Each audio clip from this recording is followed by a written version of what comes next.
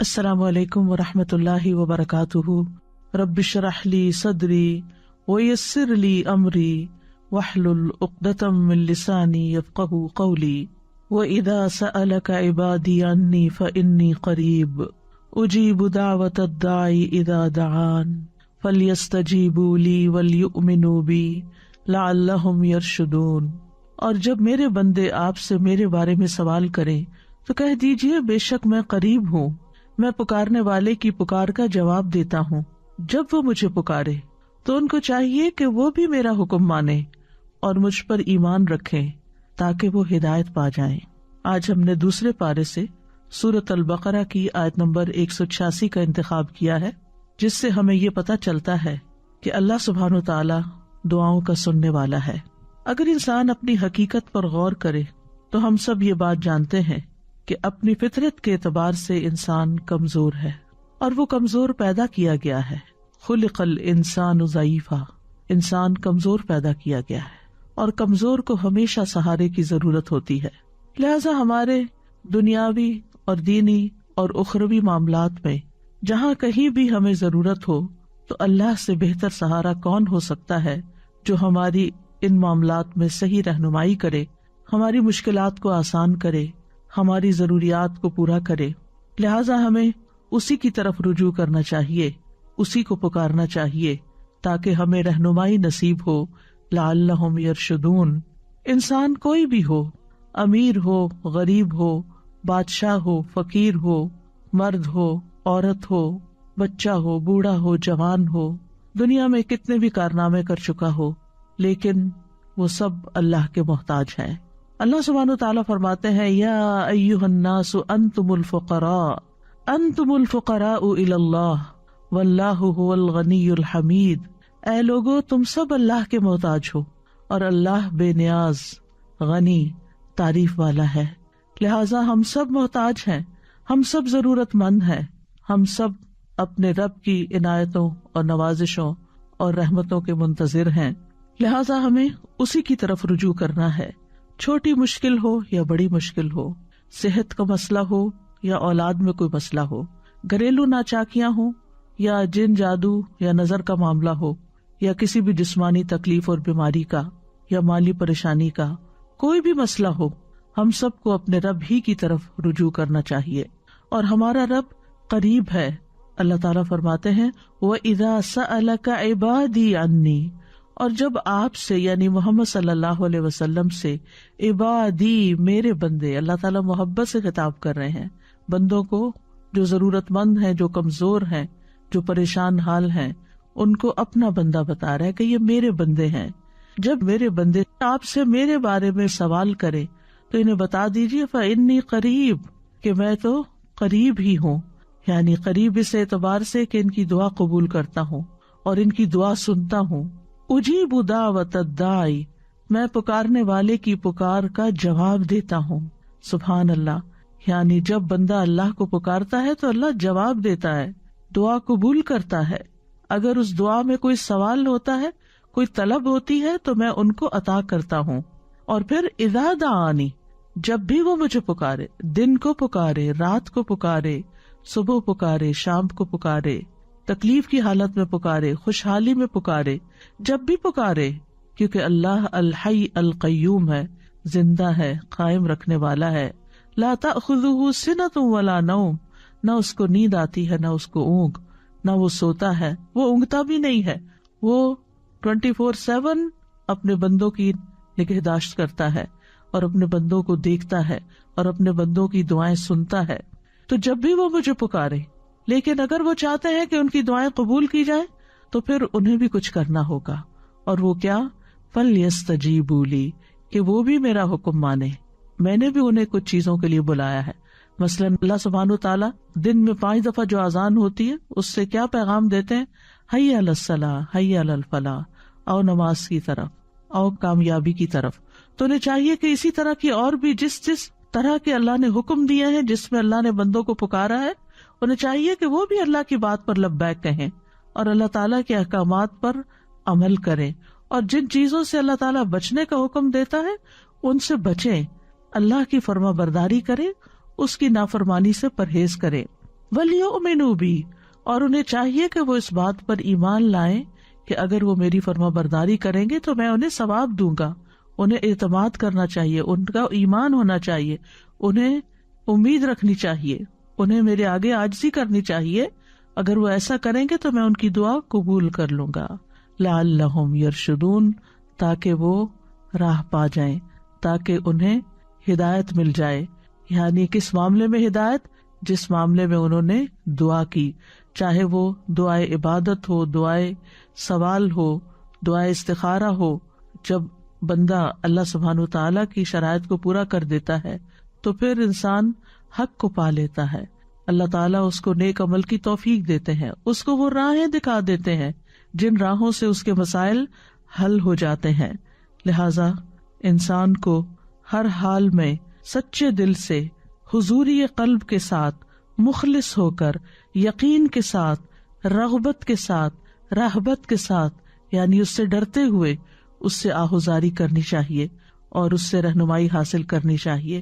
اور جسے دعا کرنے کی توفیق مل جائے تو گویا اس کے لیے قبولیت بھی ہو گئی. اللہ سبحانہ وتعالیٰ فرماتے ہیں وَقَالَ رَبُّكُمُ ادْعُونِي أَسْتَجِبْ لَكُمْ، تمہارا رب کہتا ہے کہ مجھے پکارو، میں تمہاری دعا قبول کروں گا. عبادت کا کوئی بھی جو عمل ہوتا ہے، خواہ روزہ ہو یا نماز ہو یا تلاوت قرآن ہو، ان سب کے کرنے سے ہماری روح اسٹرانگ ہوتی، یعنی ہماری اسپرچل سائڈ جو ہے اس کو اسٹرینتھ ملتی ہے. لہذا نماز کے بعد دعا قبول ہوتی ہے، قرآن کی قرات کے بعد دعا قبول ہوتی ہے. اور سب سے زیادہ قریب تو انسان سجدے کی حالت میں ہوتا ہے، اور جب سجدے کی حالت میں ہوتا ہے تو دعا کرتا ہے تو وہ دعا اور بھی زیادہ قبول ہوتی ہے. یعنی انسان دل کے ساتھ اور عاجزی کے ساتھ اور سجدے میں پڑھ کے اللہ کے قریب ہوتا ہے. تو جب انسان دعا کرتا ہے تو اللہ تعالیٰ قریب ہے، انسان اللہ کو پکارتا ہے تو اللہ اس کے قریب ہوتا ہے، اور سجدے میں اور زیادہ قریب ہوتا ہے تو قبولیت کے چانسز بھی اور زیادہ بڑھ جاتے ہیں. دنیا میں کوئی بھی اور ایسا نہیں، بڑے سے بڑا بادشاہ بھی، کہ جو بندوں کے حال سے واقف ہو، جس کے پاس اتنے اختیارات ہوں، جس کے پاس اتنی قابلیت ہو، اتنا کچھ ہو کہ وہ بندوں کی ساری ضروریات پوری کر سکے، وہ تو اپنی تکلیف بھی دور کرنے پہ قادر نہیں ہوتے. اللہ کو دنیاوی بادشاہوں سے مثال نہیں دی جا سکتی. وَلِلَّهِ الْمَثَلُ الْأَعْلَى، کیونکہ حقیقی بادشاہ تو اللہ ہی ہے، باقی خواہ کوئی بادشاہ ہو یا فقیر ہو وہ سب اس کے بندے ہیں. لہذا ہمیں اللہ کے قرب کو محسوس کرتے ہوئے اللہ سبحانہ تعالیٰ سے دعا کرنی چاہیے، اور اللہ سبحانہ تعالیٰ کا قرب اس کے محسن بندوں کو حاصل ہوتا ہے. قرآن مجید میں آتا ہے ان رحمت اللہ قریب من المحسنین، سورۃ الاعراف 56، بے شک اللہ کی رحمت نیکی کرنے والوں کے قریب ہے. لہذا نیکی کا کوئی بھی جو کام آپ کرتے ہیں اس کے بعد دعا کریں، چاہے آپ صدقہ خیرات کریں، چاہے آپ ذکر اذکار کریں، درود شریف پڑھیں. درود شریف تو خود ایک مکمل دعا ہے. اگر انسان کوئی بھی اور دعا نہ مانگے، صرف درود شریف ہی پڑھتا رہے تو اس کی ساری حاجات پوری ہو جاتی ہیں. اور خاص طور پر جب بندہ اللہ کو پکارتا ہے تو اللہ بندے کے قریب ہوتا ہے. ابو موسیٰ اشعری کہتے ہیں کہ ہم ایک سفر میں رسول اللہ صلی اللہ علیہ وسلم کے ساتھ تھے. جب ہم کسی وادی میں اترتے تو لا الہ الا اللہ اور اللہ اکبر کہتے اور ہماری آوازیں بلند ہو جاتی تو نبی صلی اللہ علیہ وسلم نے فرمایا، اے لوگو اپنی جانوں پر رحم کرو، کیونکہ تم کسی بہرے یا غائب کو نہیں پکار رہے، وہ تو تمہارے ساتھ ہی ہے. بے شک وہ سننے والا اور تم سے بہت قریب ہے. اس کا نام برکتوں والا ہے اور اس کی عظمت بہت ہی بڑی ہے. لہٰذا ایسے رب کو پکار کر کبھی کوئی مایوس ہو سکتا ہے. زکریا علیہ السلام نے کہا تھا کہ وَلَمْ أَكُنْ بِدُعَائِكَ رَبِّ شَقِيًّا، کہ تجھ سے دعا مانگ کے تو اے رب میں کبھی نامراد ہوا ہی نہیں، میری تو ساری ہی قبول ہوئی. اور یہ حقیقت ہے کہ جب بندہ دعا کرتا ہے تو دعا قبول ہوتی ہے، چاہے وہ نیک ہو، اس کو مانتا ہو یا نہ مانتا ہو، وہ ہر ایک کی سنتا ہے. اور پھر وہ کس شکل میں قبول ہوتی، یا تو اس کو وہی چیز مل جاتی ہے جو اس نے مانگی ہوتی ہے، یا پھر اس جیسی کوئی تکلیف دور کر دی جاتی ہے، یعنی اس درجے کی، اور یا پھر قیامت کے دن کے لیے محفوظ کر دی جاتی. اور وہاں جا کر تو بندہ یہ چاہے گا کہ کاش دنیا میں اس کی کوئی بھی دعا قبول نہ ہوتی اور آج ساری دعائیں حسنات کی شکل میں میزان کو بھاری کرنے والی بن جاتی. یاد رکھیے کہ جتنے خلوص کے ساتھ بندہ دعا کرتا ہے اتنی ہی تیزی کے ساتھ دعا اوپر اٹھتی ہے اور اتنی ہی تیزی کے ساتھ اللہ کی بارگاہ میں پہنچتی ہے. نبی صلی اللہ علیہ وسلم نے فرمایا جس نے لا الہ الا اللہ وحدہ لا شریک لہ لہ الملک و لہ الحمد وہو علی کل شیء قدیر، اپنے دل سے خالص ہو کر زبان سے اس کی تصدیق کرتے ہوئے کہا تو اس کے لیے آسمان کے دروازے کھول دیے جاتے ہیں، حتیٰ کہ اللہ تعالیٰ زمین میں اس کے کہنے والے کی طرف دیکھتا ہے۔ جس کی طرف اللہ نے دیکھ لیا اس بندے کا یہ حق ہے کہ اس کا مطالبہ اس کو عطا کر دے۔ لہذا کمی ہمارے اندر ہوتی، ہمیں دعا کرنے کا ڈھنگ نہیں آتا، ہمیں مانگنا نہیں آتا، ہم پورے یقین سے نہیں مانگتے، ہمارے اندر وہ خلوص نہیں ہوتا، لہذا قبولیت بھی اس درجے کی نہیں ہوتی۔ یاد رکھیے تمام مخلوق اللہ سے مانگتی ہے اور اللہ سبحانہ تعالیٰ ہر دن ایک نئی شان میں ہوتا ہے۔ سورۃ الرحمن میں اللہ تعالیٰ فرماتے ہیں یسألہ من فی السماوات والارض کل یوم ھو فی شأن، اسی سے مانگ رہے ہیں جو کوئی آسمانوں اور زمین میں ہے، ہر دن وہ ایک نئی شان میں، یعنی ایک دن اگر ایک دعا قبول نہیں ہوئی تو اگلے دن پھر مانگ لی جائے، پھر مانگ لی جائے، کیونکہ ہمارا رب قریب ہے، مجیب ہے۔ وقال ربکم ادعونی استجب لکم ان الذین یستکبرون عن عبادتی سیدخلون جہنم داخرین، اور تمہارے رب نے فرمایا مجھے پکارو میں تمہاری دعا قبول کروں گا، بے شک وہ لوگ جو میری عبادت سے تکبر کرتے ہیں ان قریب ذلیل ہو کر جہنم میں داخل ہوں گے۔ تو یہاں دعا کو عبادت کہا گیا ہے، اگرچہ ہماری ضرورت ہوتی ہے تو ہم اللہ کو پکارتے ہیں، لیکن یہ پکارنا بھی ایک عبادت بن جاتا ہے اور اس پر بھی انسان اجر پاتا ہے۔ اور یاد رکھیے وہ بہترین قبولیت بخشنے والا ہے۔ قرآن و حدیث میں دعاؤں کی قبولیت کی بے شمار مثالیں ملتی ہیں کہ ہمارا رب ناممکن کو ممکن بنا دینے والا ہے۔ ہم دیکھتے ہیں کہ نوح علیہ السلام نے اللہ تعالیٰ کو پکارا تو اللہ تعالیٰ نے ان کی دعا قبول کر لی۔ وَلَقَدْ نَادَانَا نُوحٌ فَلَنِعْمَ الْمُجِيبُونَ، سورۃ الصافات میں آتا ہے، اور بلا شبہ نوح نے ہمیں پکارا تو یقیناً ہم کتنے اچھے قبول کرنے والے، یعنی ان کی دعا ہم نے قبول کر لی۔ ایک دوسری جگہ پر آتا ہے سورۃ الانبیاء میں وَنُوحًا إِذْ نَادَىٰ مِن قَبْلُ فَاسْتَجَبْنَا لَهُ فَنَجَّيْنَاهُ وَأَهْلَهُ مِنَ الْكَرْبِ الْعَظِيمِ، اور نوح کو بھی جب اس نے اس سے پہلے پکارا تو ہم نے اس کی دعا قبول کر لی، پھر اسے اور اس کے گھر والوں کو بہت بڑی گھبراہٹ سے بچا لیا۔ جب شیطان ہمارے دل میں مایوسی ڈالے کہ تمہاری نہیں سنی جائے گی، تمہاری نہیں قبول ہوگی، پتہ نہیں قبول ہوگی بھی یا نہیں، تو فوراً سوچا کرے کہ نوح علیہ السلام کی تو اللہ نے قبول کر لی تھی، وہ ضرور میری بھی دعا قبول کر لے گا۔ یونس علیہ السلام نے مچھلی کے پیٹ میں اللہ کو پکارا تھا، فنادى في الظلمات ألا إله إلا أنت سبحانك إني كنت من الظالمين فاستجبنا له ونجيناه من الغم وكذلك ننجي المؤمنين۔ تو اس نے اندھیروں میں پکارا کہ تیرے سوا کوئی معبود نہیں، تو پاک ہے، یقیناً میں ظلم کرنے والوں میں سے ہو گیا ہوں، تو ہم نے اس کی دعا قبول کر لی اور اسے غم سے نجات دی۔ اور اسی طرح ہم ایمان والوں کو نجات دیتے، یعنی باقی ایمان والے بھی اگر یونس علیہ السلام کے نقش قدم پر چلتے ہوئے اللہ سے دعا کریں اور اپنے قصور کا اعتراف کریں تو اللہ تعالیٰ ضرور ان کی بھی سنے گا۔ ایوب علیہ السلام نے اللہ کو پکارا، اللہ نے ان کی دعا قبول کر لی۔ وَأَيُّوبَ إِذْ نَادَىٰ رَبَّهُ أَنِّي مَسَّنِيَ الضُّرُّ وَأَنْتَ أَرْحَمُ الرَّاحِمِينَ فَاسْتَجَبْنَا لَهُ فَكَشَفْنَا مَا بِهِ مِنْ ضُرٍّ وَآتَيْنَاهُ أَهْلَهُ وَمِثْلَهُمْ مَعَهُمْ رَحْمَةً مِّنْ عِنْدِنَا وَذِكْرَىٰ لِلْعَابِدِينَ۔ اور ایوب جب اس نے اپنے رب کو پکارا کہ بے شک مجھے تکلیف پہنچی ہے اور تو رحم کرنے والوں میں سب سے زیادہ رحم کرنے والا ہے، تو ہم نے اس کی دعا قبول کر لی۔ مانگنے کا کتنا خوبصورت انداز ہے، بس اسے جو بھی تکلیف تھی دور کر دی اور اسے اور اس کے گھر والے اور ان کے ساتھ ان کی مثل اور عطا کر دیے اپنے پاس سے رحمت کے لیے اور ان لوگوں کی یاد دہانی کے لیے جو عبادت کرنے والے ہیں، یعنی جو باقی دعائیں کرنے والے ہیں ان کے لیے بھی ایک ریمائنڈر ہے کس طرح دعا کی جاتی ہے اور کیسے وہ قبول ہوتی ہے اور کیسے مشکلات آسان ہوتی ہیں۔ اس لیے اس رب سے مایوس ہونے کی ضرورت نہیں۔ یوسف علیہ السلام نے اللہ تعالیٰ کو پکارا تھا، اللہ تعالیٰ نے ان کی دعا قبول کر لی۔ قال رب السجن احب الی مما يدوننی الی والا تصرف عنی کیدہن اصب الیہن واکن من الجاہلین فاستجاب له ربہ فصرف عنہ کیدہن انہ هو السمیع العلیم۔ اس نے کہا اے میرے رب مجھے قید خانہ اس سے زیادہ محبوب ہے جس کی طرف یہ سب مجھے دعوت دے رہی ہیں، اور اگر تو مجھ سے ان کے فریب کو نہ ہٹائے گا تو میں ان کی طرف مائل ہو جاؤں گا اور جاہلوں میں سے ہو جاؤں گا۔ تو اس کے رب نے اس کی دعا قبول کر لی، پس اس سے ان عورتوں کا فریب ہٹا دیا، بے شک وہی سب کچھ سننے والا، سب کچھ جاننے والا ہے۔ ابراہیم علیہ السلام نے اللہ کو پکارا، اللہ نے ان کی دعا سن لی۔ ابن عباس رضی اللہ عنہ کہتے ہیں کہ کلمہ حسبنا اللہ و نعم الوکیل ابراہیم علیہ السلام نے اس وقت کہا تھا جب ان کو آگ میں ڈالا گیا تھا۔ ان کے یہ کہنے پر آگ ٹھنڈی ہو گئی۔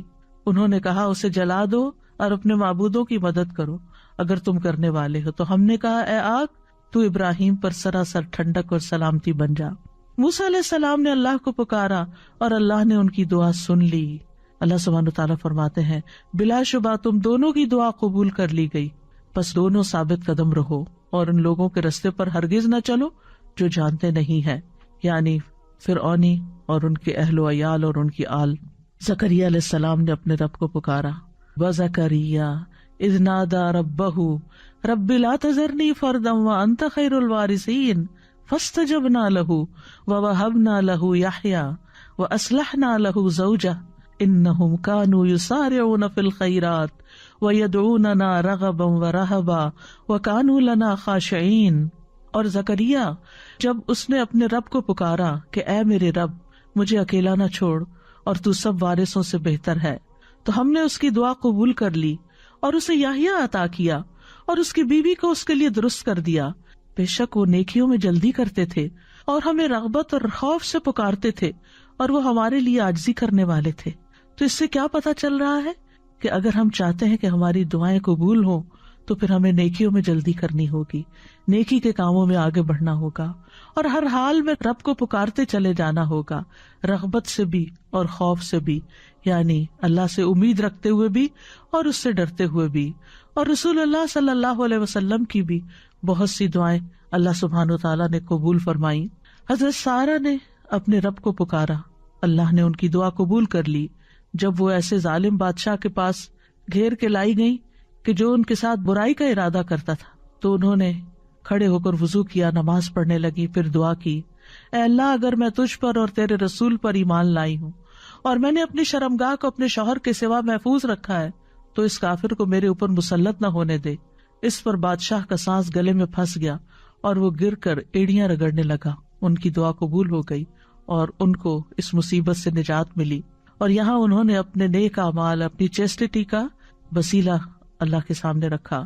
پھر اسی طرح ایک اور قصہ آتا ہے غار والوں کا، جنہوں نے اپنے نیک اعمال کو وسیلہ بنایا، اللہ کو پکارا اور اللہ تعالیٰ نے ان کی دعا سن لی۔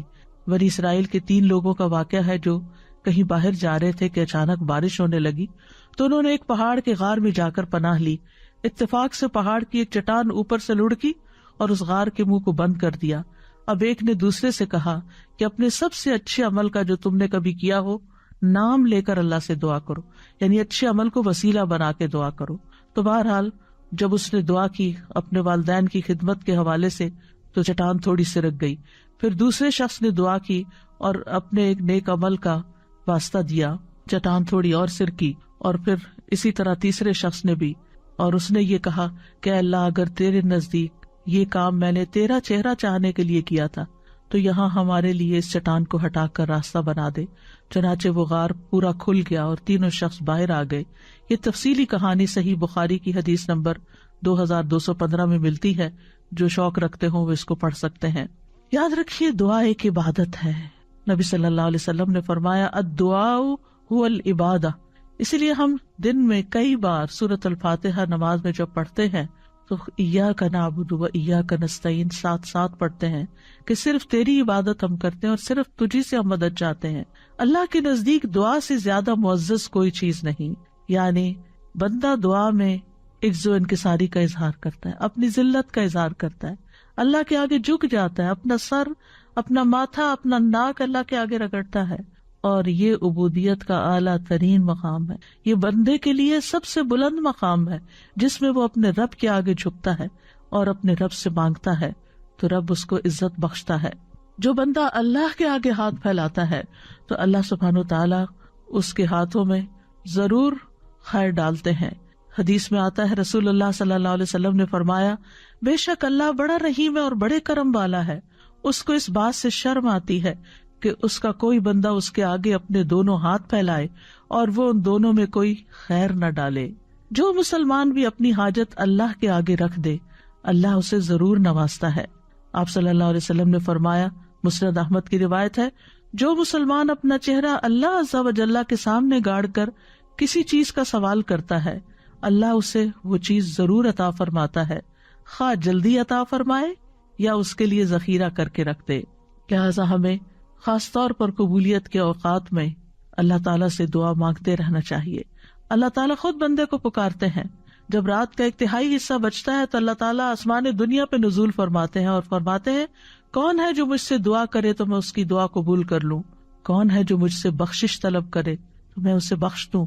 اب رمضان میں سحری کے وقت تو اٹھنا ہی ہوتا ہے، یہ وہی وقت ہوتا ہے جو دعاؤں کی قبولیت کا اور خصوصاً استغفار بخشش کی دعا مانگنے کا ہوتا ہے۔ وَبِالْأَسْحَارِ هُمْ يَسْتَغْفِرُونَ، اور سحری کے وقت وہ استغفار کرتے ہیں۔ پھر فرمایا، کون ہے جو مجھ سے رزق طلب کرے کہ میں اسے رزق عطا کر دوں۔ تو جو لوگ اپنے رزق کے لیے پریشان ہیں، خاص طور پر ان حالات میں، آج کل کے دنوں میں کورونا کی وجہ سے جب لوگوں کے اوپر ایک خاص تنگی آئی ہوئی ہے، مشکل آئی ہوئی ہے ہر طرح کے معاملات میں، خصوصاً رزق کے معاملے میں، تو اس میں بندہ اپنے رب سے رزق مانگے۔ اور رمضان کا مہینہ ایسا مہینہ ہے کہ جس میں اپنی ساری حاجتیں اپنے رب کے سامنے رکھنے کا ایک بہترین موقع ہے۔ آپ کم از کم 30 ایسی دعائیں لکھ کے رکھ لیں کہ جو آپ نے اپنے رب سے مانگنی ہے۔ اگر وقت تھوڑا بھی ہو تو ہر روز کے لیے ایک دعا خوب عاجزی اور انکساری کے ساتھ سحری کے وقت مانگے۔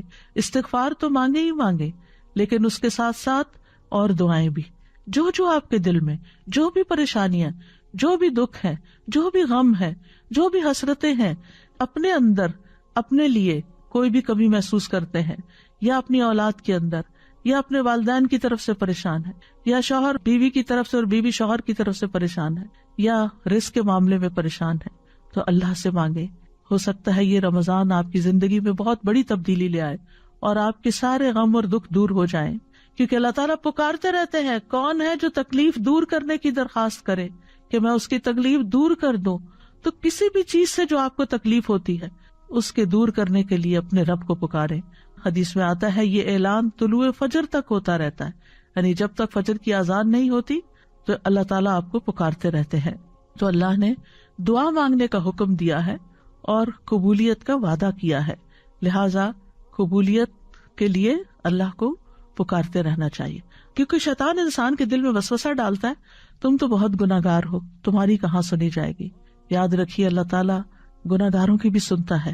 حدیث میں آتا ہے مظلوم کی دعا قبول کی جاتی ہے اگرچہ وہ گناہگار ہو، پس اس کا گناہ اس کے نفس پر ہے۔ سفیان بن عیینہ کہتے ہیں کہ دعا کرنے کو ترک نہ کرو، کسی بھی حال میں، بڑے سے بڑا جرم کیا، بڑے سے بڑا قصور کیا، لیکن اللہ سے مایوس نہ ہو۔ وہ کہتے ہیں اور تم اپنے نفسوں کے بارے میں جو کچھ جانتے ہو وہ چیز تمہیں دعا مانگنے سے نہ روکے، کیونکہ بلیل انسان علی نفسہ بصیرہ، انسان اپنے بارے میں اپنے آپ کو خوب جانتا ہے، خوب آگاہ ہے۔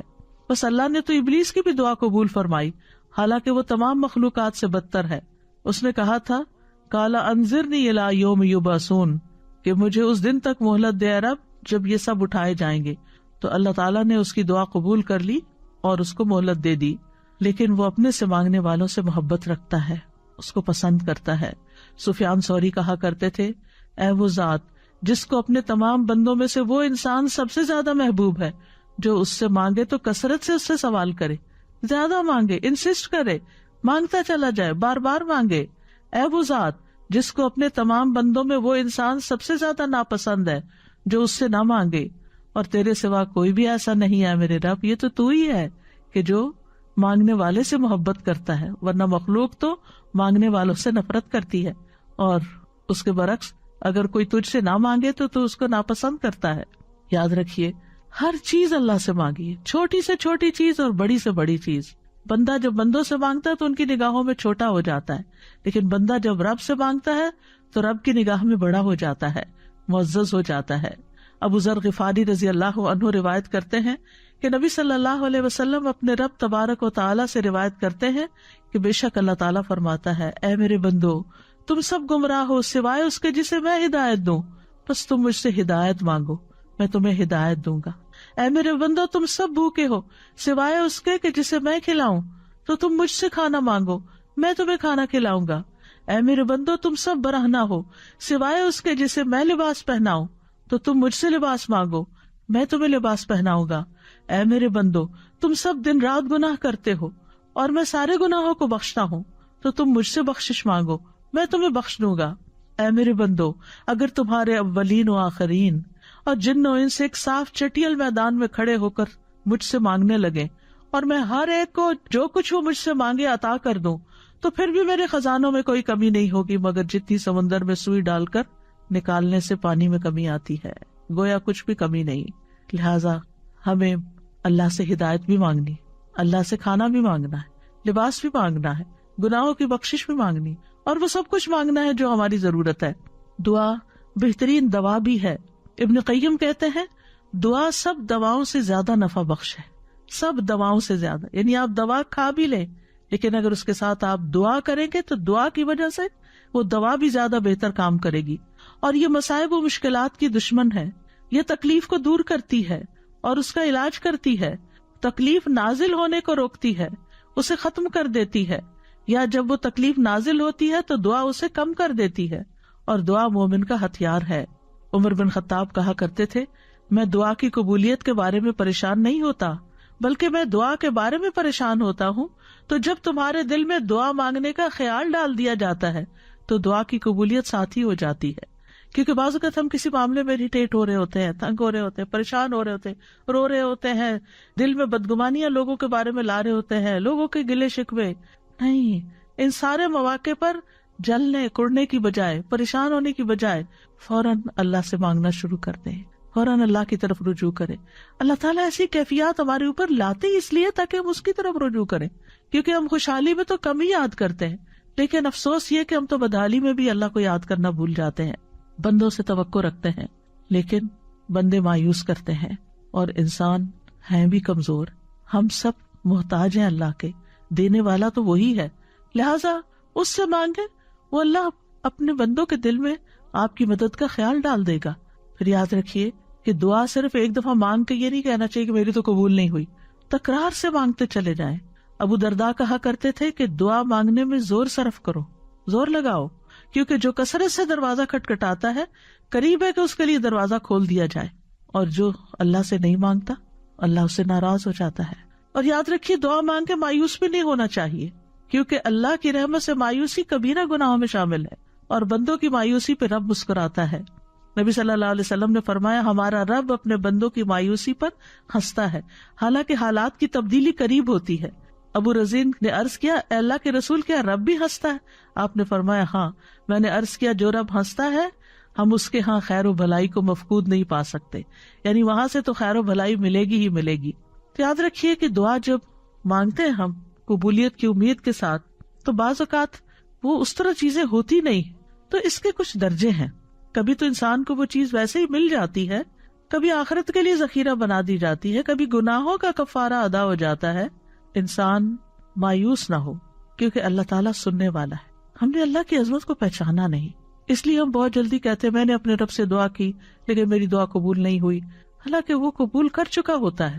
بعض اوقات ہم کوئی چیز مانگ رہے ہوتے ہیں لیکن اس سے زیادہ ہمیں اس بلا سے بچنے کی ضرورت ہوتی ہے جو راستے میں آ رہی ہوتی، تو جب بندہ دعا کرتا ہے تو بلا واپس چلی جاتی ہے۔ دعا جو ہے وہ قضا کو بھی بدل دیتی، تقدیر کو بھی بدل دیتی ہے، قضا کو بھی رد کر دیتی ہے۔ ایک مصیبت آنے والی ہوتی، ایک آفت آپ کے راستے میں ہوتی ہے کہ اتنے میں آپ کسی اور چیز کے لیے دعا کرنا شروع کر دیتے، تو آپ کا رب آپ کو وہ چیز دینے کی بجائے آپ کی وہ آنے والی مصیبت ٹال دیتا ہے۔ لیکن کبھی جیسے انسان مانگتا ہے ویسے ہی مل بھی جاتا ہے۔ جیسے ابراہیم علیہ السلام نے ایک بیٹے کی دعا مانگی تھی، صرف بیٹے کی نہیں، رب ہب لی من الصالحین فبشرناہ بغلام حلیم، تو اللہ نے ان کو ایک بردبار لڑکے کی بشارت دی، یعنی جس کے اندر بردباری ہو، واقعی نیکی کے راستے پر اس کے لیے چلنا آسان ہوتا ہے، اور کبھی مانگی ہوئی چیز سے بھی بہتر عطا کرتا ہے۔ عمران کی بیوی نے اللہ سبحانہ و تعالیٰ سے نظر مانی کہ جو میرے پیٹ میں وہ آزاد ہوگا تو مجھ سے قبول فرما، تو جب اس نے بچے کو جنم دیا تو وہ بیٹی تھی، تو پریشان ہو گئی کہ شاید یہ میرے حق میں بہتر نہیں، اور اللہ زیادہ جاننے والا ہے جو اس نے جنا. قرآن مجید میں آتا ہے اور لڑکا لڑکی جیسا نہیں ہوتا، لہذا تم لڑکی کو معمولی چیز نہ سمجھو. بے شک میں نے اس کا نام مریم رکھا، بے شک میں اسے اور اس کی اولاد کو شیطان مردود سے تیری پناہ میں دیتی. اور کبھی مانگی ہوئی چیز سے کوئی تکلیف دور ہو جاتی ہے، کبھی دعا گناہوں کا کفارہ بن جاتی ہے. یہ یاد رکھیے کہ اللہ اپنے بندوں کی دعا قبول ضرور کرتا ہے، لیکن ہمیں مانگنے کے آداب بھی معلوم ہونے چاہیے. اخلاص اور پوری توجہ سے دعا کریں، قبولیت کے یقین کے ساتھ دعا کریں. یوں نہیں کہنا چاہیے اللہ اگر تو چاہے تو میری بخشش کر دے، چاہے تو مجھ پہ رحم کر، چاہے تو مجھے روزی دے، بلکہ پختگی کے ساتھ سوال کرنا چاہیے، کیونکہ اللہ جو چاہتا ہے وہ کرتا ہے، اس پہ کوئی جبر کرنے والا نہیں ہے. پھر خشوع و خضوع اور عاجزی کے ساتھ دعا کرنی چاہیے، کیونکہ اللہ تعالیٰ غافل اور لہو و لعب میں مشغول دل کی دعا قبول نہیں کرتا. آج کل کے بعض اوقات ہم موبائل پہ میسیجز چیک کرتے رہتے ہیں اور ساتھ استغفر اللہ کہہ دیتے ہیں اور دل کہیں کا کہیں ہوتا ہے. ٹھیک ہے، زبان پہ کوئی نہ کوئی ذکر آپ جاری رکھیں، کوئی بھی کام کرتے ہوں، لیکن جو آپ کی حاجات ہیں، ضروریات ہیں، جو مانگنے کی چیزیں ہیں، ان کو دل لگا کے مانگے. قرآن مجید میں آتا ہے ادعوا ربکم تضرعا وخفیہ انہ لا یحب المعتدین. اپنے رب کو گڑ گڑا کر اور خفیہ طور پر پکارو، چپ کے دل میں، بے شک وہ حد سے بڑھنے والوں سے محبت نہیں کرتا. اور یہ بھی ایک حقیقت ہے کہ آپ نے کئی دفعہ اپنی زندگی میں دیکھا ہوگا کہ ادھر آپ کے دل میں کسی چیز کا خیال آتا ہے، حسرت آتی ہے، آپ کو دل چاہتا ہے، اور ادھر سے وہ آپ کی خواہش پوری ہو جاتی ہے. تو یہ کس نے پوری کی؟ یہ کس کو پتا تھا کہ آپ کے دل میں کیا خیال اٹھا، کیا طلب پیدا ہوئی؟ یہ صرف رب کو پتا تھا. آپ نے تو ابھی مانگا بھی نہیں تھا، وہ تو دل کی سنتا ہے، جو دلوں کے خیالات ہیں ان کو بھی جانتا ہے. صرف آپ نے تمنا ہی ابھی کی تھی تو اللہ نے وہ بھی پوری کر دی. پھر اسی طرح باوضو ہو کر دعا کریں، یعنی جب آپ خاص طور پر چاہیں کہ قبولیت ہو. اس کے بارے میں آتا ہے کہ ابو عامر رضی اللہ عنہ جب شہید ہوئے تو ابو موسیٰ اشعری رضی اللہ عنہ نے آ کر نبی صلی اللہ علیہ وسلم کو خبر دی اور کہا کہ ابو عامر نے کہا تھا کہ آپ صلی اللہ علیہ وسلم سے کہنا کہ میرے لیے استغفار کریں. آپ نے پانی طلب فرمایا اور وضو کیا، پھر ہاتھ اٹھا کر دعا کی، اے اللہ عبید ابو عامر کی مغفرت فرما دے. تو ہم بھی اپنے فوت شدہ عزیزوں اور رشتے داروں کے لیے اس طرح کی دعا کر سکتے ہیں کہ ہاتھ اٹھا کر، نام لے کر، کیونکہ آپ نے نام لے کر ان کے لیے دعا کی. پھر اسی طرح اگر ہم چاہتے ہیں کہ ہماری دعائیں قبول ہوں تو ہمیں حلال روزی کا اہتمام کرنا چاہیے، کیونکہ حرام جو ہے وہ دعاؤں کی قبولیت کے راستے میں رکاوٹ بنتا ہے. حمد و ثنا اور درود پڑھ کے دعا کرنی چاہیے. حدیث میں آتا ہے، عبداللہ کہتے ہیں کہ میں نماز پڑھ رہا تھا اور نبی صلی اللہ علیہ وسلم موجود تھے، ابو بکر اور عمر رضی اللہ عنہ بھی آپ کے ساتھ تھے. جب میں تشہد میں بیٹھا تو پہلے میں نے اللہ کی تعریف بیان کی، پھر نبی صلی اللہ علیہ وسلم پر درود بھیجا، پھر اپنے لیے دعا کی. تو نبی صلی اللہ علیہ وسلم نے فرمایا، مانگو تمہیں دیا جائے گا، مانگو تمہیں دیا جائے گا.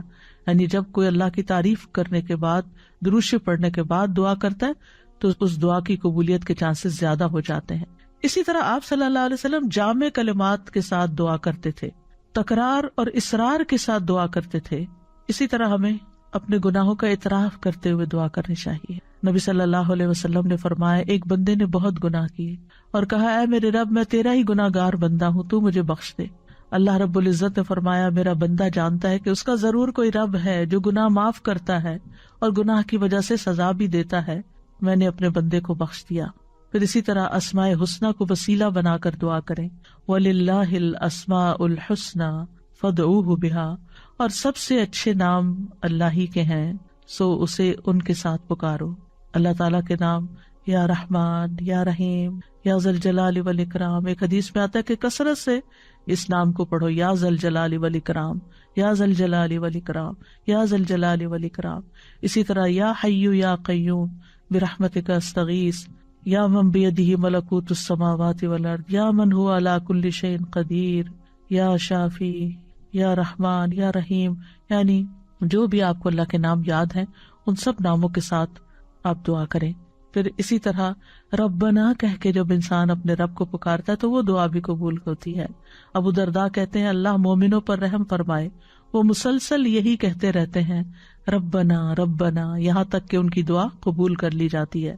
اسی طرح کچھ ایسے لوگ ہوتے ہیں جن کی دعا رد نہیں ہوتی، جیسے مظلوم ہیں، مسافر ہیں، والد ہیں، اولاد جو اپنے والدین کے لیے دعا کرتی ہے. نبی صلی اللہ علیہ وسلم نے فرمایا، جنت میں آدمی کا درجہ بلند کر دیا جاتا ہے تو وہ عرض کرتا ہے، یہ کیسے ہوا؟ اسے کہا جاتا ہے کہ تمہاری اولاد تمہارے حق میں جو استغفار کر رہی تھی اس کی وجہ سے۔ اسی طرح روزہ دار کی دعا افطاری کے وقت، مجاہد اور حج اور عمرہ کرنے والا اللہ کے راستے میں ہوتے ہیں، وہ اللہ سے دعا کرتے ہیں تو ان کی دعا قبول ہوتی ہے۔ اللہ کا کثرت سے ذکر کرنے والا عادل حکمران، ان کی دعا رد نہیں ہوتی۔ کسی کی غیر موجودگی میں اس کے لیے دعا مانگنے والا، آپ نے فرمایا جو مسلمان اپنے مسلمان بھائی کے لیے پیٹھ پیچھے دعا کرتا ہے تو فرشتہ کہتا ہے تیرے لیے بھی اس کی مثل ہو۔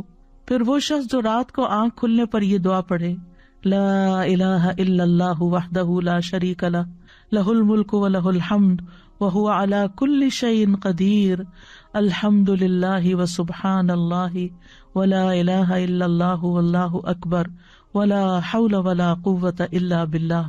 پھر یوں کہے اللہم اغفر لی، یا کوئی اور دعا کرے تو اس کی دعا قبول ہوتی ہے۔ پھر اگر اس نے وضو کیا اور نماز پڑھی تو نماز بھی قبول ہو جاتی ہے۔ پھر اسی طرح وضو کر کے اللہ کا ذکر کر کے سونے والے کی دعا قبول ہوتی ہے، یعنی رات کو۔ فرمایا کوئی مسلمان ایسا نہیں کہ وہ اللہ کے ذکر کے ساتھ باوضو رات گزارے اور رات کو جاگ جائے اور اللہ سے دنیا اور آخرت کی پناہ مانگے تو اللہ تعالیٰ اسے ضرور دیتے ہیں۔ کچھ ایسے لوگ بھی ہیں جن کی دعا قبول نہیں ہوتی، جو دعا میں مخلص نہ ہو، جو نیکی کا حکم نہ دیں اور برائی سے نہ روکیں، زنا کرنے والے، ناسمجھ کو مال اور اختیار دینے والے۔ اور ہمیں اللہ تعالیٰ سے دعائیں کرتے رہنا چاہیے، اپنی زبان میں بھی کرنا چاہیے، اور پھر اللہ سبحانہ وتعالیٰ کے اسماء اعظم کے ساتھ بھی، اور ایسی دعا سے پناہ مانگنی چاہیے جو قبول نہ ہو۔ رسول اللہ صلی اللہ علیہ وسلم یہ دعا مانگا کرتے تھے، اللہم انی اعوذ بک من علم لا ینفع ومن قلب لا یخشع ومن نفس لا تشبع ومن دعوت لا یستجاب لها۔